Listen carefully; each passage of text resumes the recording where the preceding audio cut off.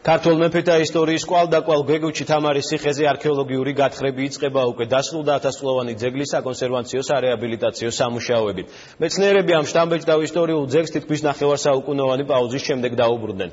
გათხრების დაწყების ზუსტი თარიღი ჯერ უცნობია, თუმცა არქეოლოგები უკვე ისტორიული არტეფაქტების აღმოჩენის მოლოდინში არიან. გეგუთის სასახლის მიწისქვეშა ფენებიდან არქეოლოგები დღემდე უცნობი მასალების მოპოვებას ელოდებიან. მერვე საუკუნით დათარიღებული ძეგლის 13 მონაკვეთს არქეოლოგების ჯგუფი შეისწავლის. არქეოლოგები ამბობენ, რომ ტერიტორიაზე ნაგებობის ნაშთები შეინიშნება.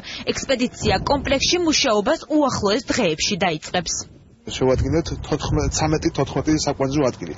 მათ შორის ერთ-ერთი ყველაზე განსაკუთრებული არის თამარ მეფისეული აბანოს ტერიტორია, სადაც გეგმავთ არქეოლოგიური გათხრების შესწავლას და ვფიქრობთ და ვიმედოვნებთ, რომ უფრო ძველი შრეებს აღმოვაჩენთ.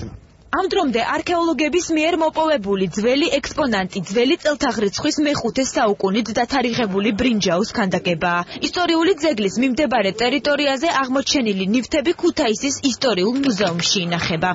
ყოველ ნაბიჯზე არის კედლის ნაშთები, ეს ჩანს მინდვრის, თქვათ, ტერიტორიაზე, როდესაც ზევიდან დასკერი მას, აშკარად არის გამოკვეთილი ნაგებობების ნაშთები, რომელიც არის დაფარულად ხოლმე დღეს მიწით და მისი შესწავლა და გათხრა მიმაჩნია ძალიან საჭირო.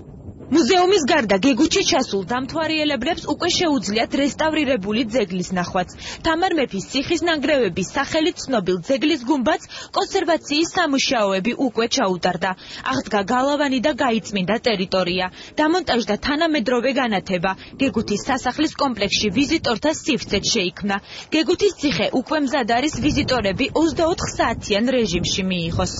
მოგესალმება, ჩვენს უკან გადის ავტობანი სადღაც 200 მეტრში, ხოლო ავტობანიდან ქუთაისში შემომავალი გზა ასევე დაახლოებით 150 მეტრში ჩაულიწებს და ამ განათების შედეგად უკვე აი ამ ტრასაზე მოძრავი ვიზიტორთა ნაკადებს შეუძლიათ ღამითაც საათვალიერონ გელათი და ეს არ გეგუთი და ამის საშუალებაც იქნება მომავალში. არქეოლოგიურ სამუშაოებთან ერთად, რა თქმა უნდა, იქნება მისი რეკონსტრუქცია, რესტავრაციის პროექტი და გამოცხადება საერთაშორისო კონკურსი, რო გვინდა რაც უფრო მეტი ადამიანი მიიღებს ამ კონკურსში მონაწილეობას, რომ მეტი იდეები იყოს წარმოჩენილი.